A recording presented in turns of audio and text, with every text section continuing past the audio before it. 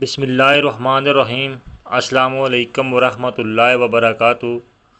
حضرت ابو ہریرہ رضی اللہ تعالی عنہ سے مروی ہے کہ ہم نے رسول اکرم صلی اللہ علیہ وسلم سے عرض کیا، اے اللہ کے رسول، ہم کو جنت کے بارے میں بتائیے گا۔ جنت ایک ایسا نام ہے جس کو سنتے ہی ہر انسان کے ذہن میں بہت سے سوالات پیدا ہوتے ہیں۔ جنت کہاں ہے؟ کیسی ہوگی؟ جنت میں کیا کیا ہوگا؟ حور کیسی ہوگی؟ اس سے تعلق کیسے قائم ہوگا؟ کیا نفسانی خواہشات ہوں گی؟ بچے کیسے پیدا ہوں گے؟ ہم بستری سے لذت کیسے ہوگی؟ مردوں کو حوریں تو عورتوں کو ہم بستری کے لیے کون ملے گا؟ حضرت محمد صلی اللہ علیہ وسلم نے ارشاد فرمایا کہ جنت کی زمین سفید اور مٹی زعفران سے بنائی گئی ہے۔ اس میں سونے اور چاندی کی اینٹیں، جن کو مشک کے گارے اور موتیوں کی کنکریوں سے لگایا گیا ہے۔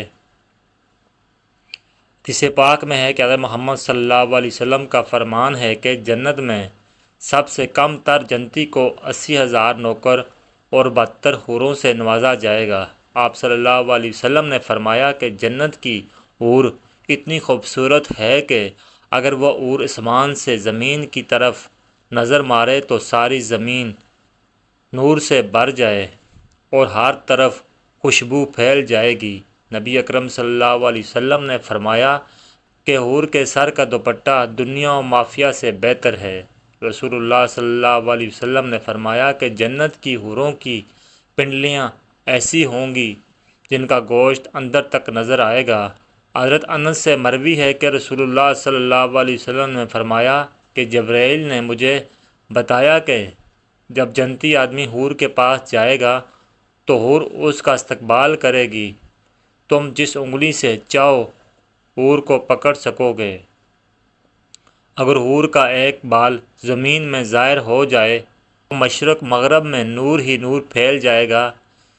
جنتی آدمی جنت میں اپنے بستر پر بیٹھا ہوگا تو اس کے سر پر ایک نور ظاہر ہوگا۔ اس کے ذہن میں یہ بات آئے گی کہ اللہ تعالیٰ اپنی مخلوق پر نظر کرم فرما رہا ہے۔ جب وہ اس نور کی طرف نظر مارے گا تو وہ ایک حور ہوگی۔ وہ اس جنتی سے کہہ رہی ہوگی، اے اللہ کے بندے، کیا تمہارے پاس ہمارے لیے وقت نہیں ہے؟ یہ آدمی اس سے دریافت کرے گا، تم کون ہو؟ وہ جواب دے گی کہ میں ان حوروں میں سے ہوں جس کا اللہ نے تم سے وعدہ فرمایا تھا۔ وہ حور اس جنتی کے پاس بیٹھ جائے گی۔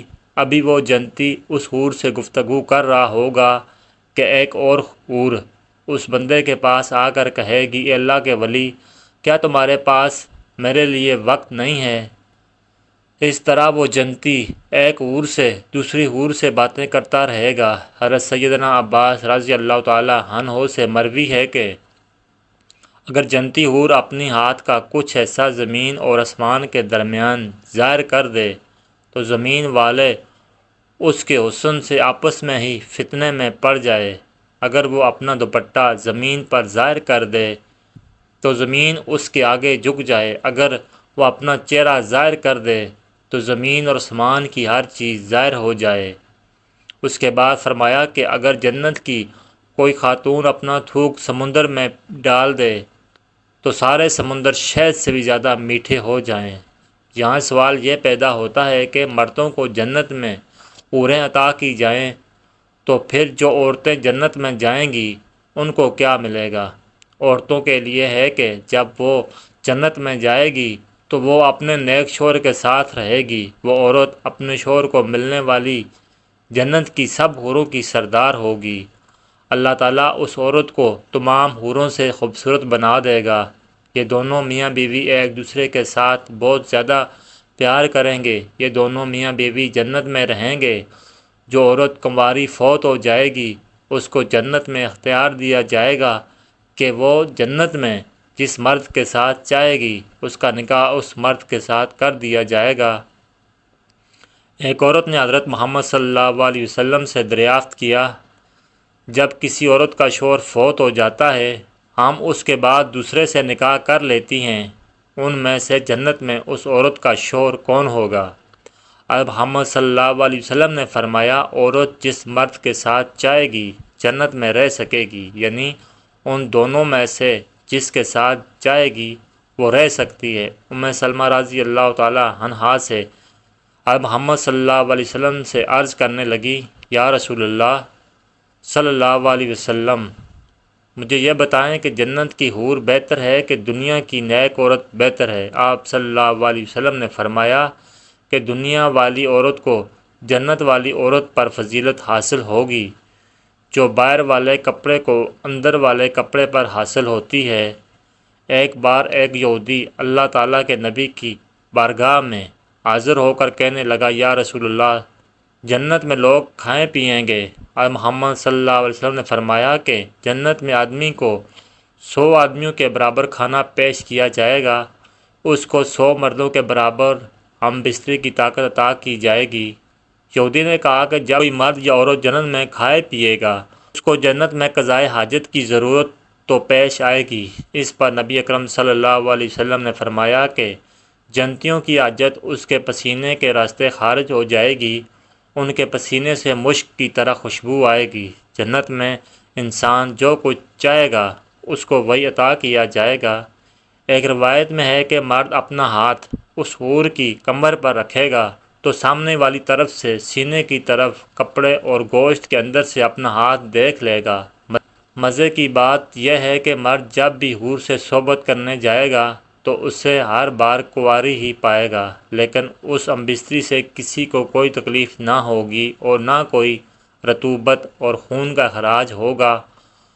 مرد اپنی حور کے جسم کو ویسا ہی پائے گا جیسا وہ چاہے گا۔ امام احمد نے حدیث نمبر 15773 ابو زین عقیلی رضی اللہ تعالیٰ عنہ سے روایت کی ہے کہ حضور صلی اللہ علیہ وسلم نے فرمایا کہ نیک مرد اور نیک عورتیں جنت میں ایسے ہی لذت پائیں گے جیسا تم دنیا میں لذت پاتے ہو، اور وہ تم سے لذت حاصل کرتی ہے۔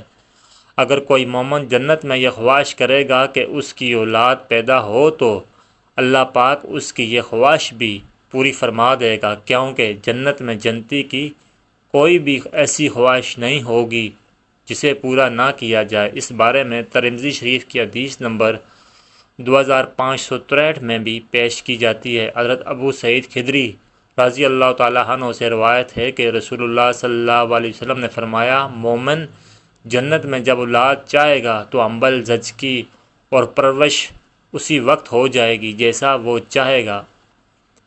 البانی رحمۃ اللہ علیہ سے صحیح الجامع 6649 میں صحیح کہا ہے۔ اب حمل کا ٹھہرنا، مدت مکمل ہونا اور اس کے بعد 33 سالہ جوان ایک ہی لمحے میں ہو جانا اس حدیث میں ثابت ہے۔ قابل ذکر بات یہ ہے کہ حدیث میں لفظ استعمال ہوا ہے کہ جیسے وہ چاہے گا، مطلب یہ ہے کہ لڑکا اور لڑکی جو جنتی چاہے گا وہی پیدا ہوگا۔ حدیث سے یہ بھی ثابت ہوتا ہے کہ جنت کی اولاد دنیاوی اولاد کی طرح نہیں ہوگا، بلکہ یہ سارا مرحلہ ایک ہی لمحے میں مکمل ہو جائے گا، اور چونکہ جنت میں چھوٹے بچے نہ ہوں گے اس لیے بچے پیدا ہوتے ساتھ ہی 33 سال کا کڑیل جوان بن جائے گا۔